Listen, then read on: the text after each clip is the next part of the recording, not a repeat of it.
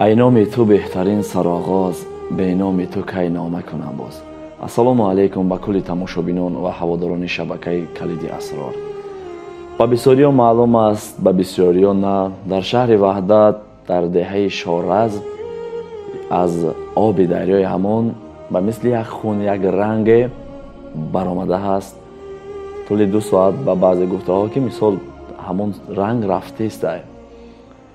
از ما همون ثبت را میمونم، شما تماشا کنین. بعد ثبت من حقیقت حال همین را به شما میفهمونم که همین چی است، از کجا برآمده است.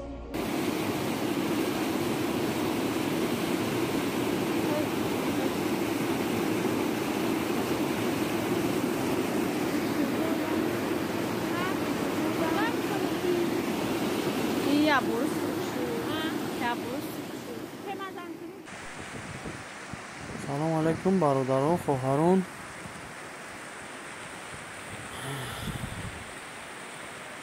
چخیلی که شما در نوار مشاهده کرده شدین، آب دریا در دهه شارزم شهر وحدت چنین رنگ رو گرفت،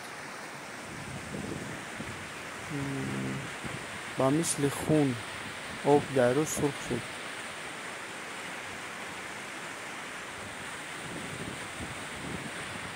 این هم باشد با گفت بعضی از برادرها از بیخ یک سنگ چنین رنگ برآمده و دریا علاوه شده است. معجزه خدا را ببینید برادران عزیز.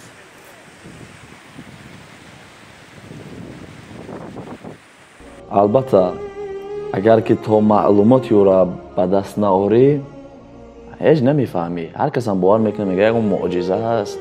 من هم همچنان من دیدم، گفتم یک معجزه باشد که از بین دریا از زیر همان سنگ برآمده ایستاده است. بعضیا گفتن این یک معجزه، بعضیا گفتن یک رنگ. هر کس هر فکر کرده است. راستی هم یک ثبت روان کردن از همون بیخ همون سنگ رنگ گرفتن. یک مثال یک خلطه همین کله بوده است و الله علم یکم چیزی بوده است که هم خلطه سرخ همون تای همون بوده است. اساس همون کلانکش که کنده است همون رنگ برآمده است. چو این رنگ بوده ناتوری رنگ دیدی رنگ یا خی نه چرا ادریو مول انتمول این اخی با خدا نسان بلوخی رنگ اومده زده ده بخیر روز کرای اون تول دو داشته چی دو داشته اومده درست است. ایمو دریا وای برآوردن این میکنه. اخی هزار یا نمور رنگ داماکی نازی نشان رفتیم. اگه مردم ما همین خیلی است که مثلا هر جا هر چی که ببینه در حال او را مثال پهن میکنه تا مردم دعاگو باشن. پهن کردنشون خوب است. ای سببه که شاید همون یکم زهره باشد، شاید یک چیزی باشد که مردم دعا بکنند.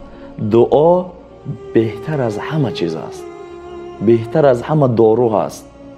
همین دعا پهن کردنشون بسیار خوب است ان شاء الله. خب ضرری ندارد. حقیقت همین دریا در همون خلطه کله بوده است، چی بوده است، همون خلطه مونده است، همونجا برآوردگی هستند.